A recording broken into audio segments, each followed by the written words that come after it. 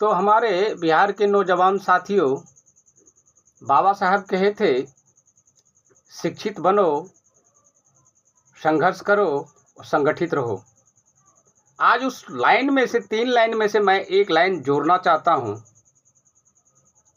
शिक्षक बनो, अपने समाज के लिए, अपने प्रखंड के लिए, अपने जिले के लिए, अपने राज्य के लिए, फिर देश के लिए।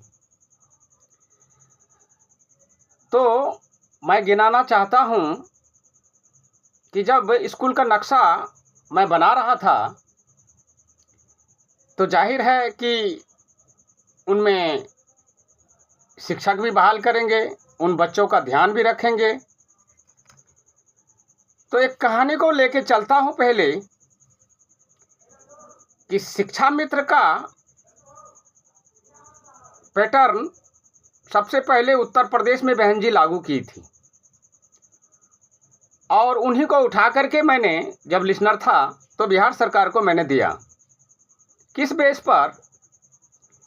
क्रिमिनलाइजेशन को कम करने के लिए बहुत सारे होर शोर आ रही थी बिहार से कि बस लूटी जा रही है और दिन दहाड़े लूट लिया जाता है। तो उसकी वजह से मैं युवा को व्यवस्थित करने के लिए ढांचा तैयार किया और सरकार को भी कहा कि एक शिक्षक को अगर आप 40,000 देते हैं तो गरीबी मिटाने के लिए, शिक्षा को आगे बढ़ाने के लिए अगर आपको 40,000 में 4 शिक्षक मिलता है तो इससे बेटर क्या हो सकता है। तो ये मैंने लालू जी को, माननीय लालू प्रसाद यादव जी को बोले थे उस टाइम में जब रेल मिनिस्टर थे। तो क्या हुआ कि बीच में एक कहानी फिर आ रही है कि आखिरकार आपके दिमाग में ऐसी बात आई कैसे। तो मैं दिल्ली आया तो मैं रिक्शा जो है, रिक्शा पर बैठे वो मुजफ्फरपुर के थे चालक और पोस्ट ग्रेजुएट थे। कुछ दूर चलने के बाद मैंने उसे पूछा कि आप कहाँ के रहने वाले हैं? बोला बिहार के। कितना पढ़े लिखे हैं? बोला मैं पोस्ट ग्रेजुएट हूँ। मैंने उसे कहा कि आप रिक्शा को रोकें और मैं उतर के रोने लगा। फिर उन्होंने पूछा कि आप रो क्यों रहे हैं? कोई आपत्ति आ गई है तो बोलिए, निदान करेंगे। तो मैंने कहा कि आप देखने में भले इंसान लगते हैं लेकिन मैं आपसे कम पढ़ा लिखा हूँ। सोच तो मेरी आगे है लेकिन पढ़ा लिखा थोड़ा कम हूँ। आप पोस्ट ग्रेजुएट हैं, मैं सिर्फ मैट्रिक और ITI किया हूँ, 80% मार्क है। आप BA पास होकर के रिक्शा चला सकते हैं तो आप पीछे बैठिए, मैं चलाता हूँ। पहली बार मुझे कोई गुरु बन के रिक्शा नहीं सिखाया, बल्कि जुनून काम किया कि मैं रिक्शा पर कभी चढ़ा भी नहीं था और उस दिन मैं दिल्ली की सड़कों पर रिक्शा चलाया। मैंने उनसे पैसा देने लगा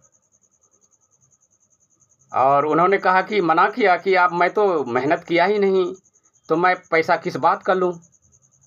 मैंने कहा रिक्शा आपकी है, मैं किसी का उधार नहीं रखता, चाय का भी पैसा साथ में दे रहा हूँ। आंख में आंसू था। फिर मैंने पैटर्न बनाया था शिक्षा को सुधारने हेतु। तो जो आदमी स्कूल का नक्शा तैयार करेगा तो वो शिक्षक भी तैयार करेंगे और जब वो शिक्षक तैयार कर लेंगे तो उनकी विधि व्यवस्था क्या होगी, बच्चे का लालन पालन भरण पोषण कैसे होगा, पठन पाठन की प्रक्रिया कैसी होगी, ये मैंने तैयार किया। ये आप लोगों को मालूम नहीं था कि अंदर क्या हो रहा है। अंदर मैं काम कर रहा था क्योंकि मेरा समाज, मैं ये जान के कर रहा था कि मेरा समाज आगे बढ़े, पढ़े लिखे, साथ में सरकार को सहयोग करने का भरपूर कोशिश किया और करके भी दिया। शिक्षा हमेशा आचरण, स्वभाव, व्यवहार सबको बदलता है। और एक शिक्षा एक ऐसा चीज है जहां कोई भी आदमी आदर से देखते हैं। ये कलम है, ये मात्र 10 रुपये का है, लेकिन 10 करोड़ की जिंदगी बदल देते हैं। बदल देने की शक्ति रहती है इसमें, सिर्फ सही जगह चलाने की जरूरत है। वही मैंने किया। सही समय पर सही सुझाव सरकार को दिया और फिर बिहार गवर्नमेंट पे जो भी काम हुआ मैं उनका सहयोगी हूं। ये बाबा साहब की देन है। बाबा साहब ये कहे थे कि अगर तूने किसी भी विषम परिस्थिति में हथियार उठाया तो तुम अपराधी कहलाओगे, नक्सलाइट कहलाओगे। अगर तुम कलम उठाओगे तो एक बादशाह की तरह जियोगे, भले ही तुम गरीब क्यों ना हो। तुम में स्वाभिमान, त्याग, तपस्या, वैभव हर चीज से भरा पूरा मिलेगा। तो वही मैंने किया और करता भी जा रहा हूं। जीवन के अंतिम क्षण तक एक लंबा सा प्रयास था सुधारने का। ये कोई ज़रूरी नहीं था कि मेरे लिए कि मैं कुर्सी पर जाऊं तब ही करूं। नहीं, कोई भी व्यवस्था आप स्वयं से भी शुरू कर सकते हैं, चाहे वो गांव की समस्या हो। उनका नेतृत्व करें।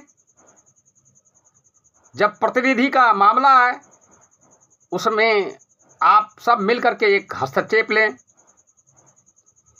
समय आ चुका है कि आप राज्य के प्रतिनिधि को चुनने जा रहे हैं।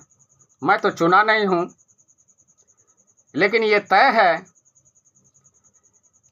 जितनों को भी इस कलम से जहां मारा हूं उस गड्ढे में जाके गिरा है। इतिहास साक्षी रहेगा, ऑल ऑर्गेनाइजेशन इसका गवाह है। तो अहंकार और घमंड को नहीं आने देना चाहिए बीच में, क्योंकि ये अकल को खा जाता है। और किसी किसी आदमी को कुर्सी का घमंड हो जाता है, किसी को ज्ञान पर घमंड हो जाता है। एक शिक्षक वही है जो किसी से भेदभाव नहीं करता हो। फिर वो शिक्षक कैसे है जब भेदभाव करे? तो इसका मतलब है उसमें अज्ञानता और ज्ञान है ही नहीं, अज्ञानता है। असली ज्ञान से भरा पूरा व्यक्ति किसी से द्वेष, किसी से घृणा नहीं करेगा। यह प्रमाण है। इसलिए मेरे बिहार के नौजवान साथियों, जगने का समय है। मैं पहले कलम से जगाता था तो इस वक्त तक लेबोरेटरी बॉक्स में बंद होगा। अब मेरी वाणी को कोई दबा नहीं सकता है। जो मैं पीछे किया हूं वही बयां कर रहा हूं। किसी माई के लाल में ऐसा हिम्मत नहीं है। मैं पूरा चैलेंज कर रहा हूं, आगे भी किया था, क्योंकि चैलेंज वही करेगा जिसमें सत्य होगा, जिसने झेली होगी। तो मैंने दिल्ली के सड़कों पर गधा को भी चराया। और आज के सरकार जो बिहार में बैठे हुए हैं, तो अंग्रेजी की कहावत है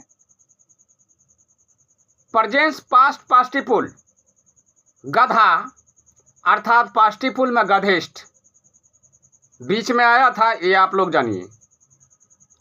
तो ये गधेष्ट हैं। अब इन गधेष्ट को ये नहीं मालूम कि जो आदमी वर्क करके दे रहा है, इनको डर है कि पढ़ा लिखा व्यक्ति आ जाएगा तो हिसाब मांगेगा कि मैं पैसा किधर किधर दिया हूं। ऐसे भी चोर से दोस्ती किए हैं तो चोरी सिखाएगा ही। तो चोर पर एक कहानी याद आया कि मेरे पिताजी बचपन में एक किसी चोर के साथ में देख लिया था घूमते हुए। मैं नहीं जानता था कि ये चोर है। पिताजी पीट बैठे। पिटाई जब हो गई तो मैंने आंसू पोंछ के पूछा कि अभी तक आपको कोई शिकायत, कोई शिकवा नहीं है किसी समाज से, और आपका बेटा बिल्कुल सही है, कोई गलत काम नहीं करेगा, फिर भी आपने हमको सिर्फ उनके साथ में घूमने से पीटा क्यों? तो बोले कि ये तुमको नहीं पीटे हैं, वो हमें कहते कि आपका बेटा फलाने के साथ में घूमता है, चोर के साथ में। तुम करते हो या नहीं करते हो, लेकिन आदमी का मुंह तो नहीं रोक पाएंगे। उस दिन मुझे ज्ञान हुआ पिता की बातों से कि जब जान जाना चाहिए कि ये चोर है, तो उनका साथ तभी छोड़ देना चाहिए। इसी में जनता की भी भलाई है, इसमें हमारे समाज की भलाई है, सबकी भलाई है। जो असल में चोरी करता हो हर चीज का, उसको दरकिनार करना है कि हाँ, चोर शासन सत्ता नहीं चाहिए चोरी का, यहाँ सबको हक और अधिकार चाहिए बाबा साहेब के नियम के अनुसार। क्या 1947 के बाद आज़ादी के तौर पर उस संविधान के तहत गरीबों को, मजलूमों को न्याय मिल पाई? क्या ऐसा हुआ? नहीं हुआ। मैं आप लोगों को एक भगवान बुद्ध की कहानी सुनाता हूँ कि अगर समाज में छोटी छोटी बातों से देखता हूँ कि लड़ता है, कहता है मार देंगे, तो आपको भी अगर ऐसा गुजरना पड़े तो हंस के कहिएगा कि आप मुझे मारना चाहते हैं, मैं आपको तारना चाहता हूँ।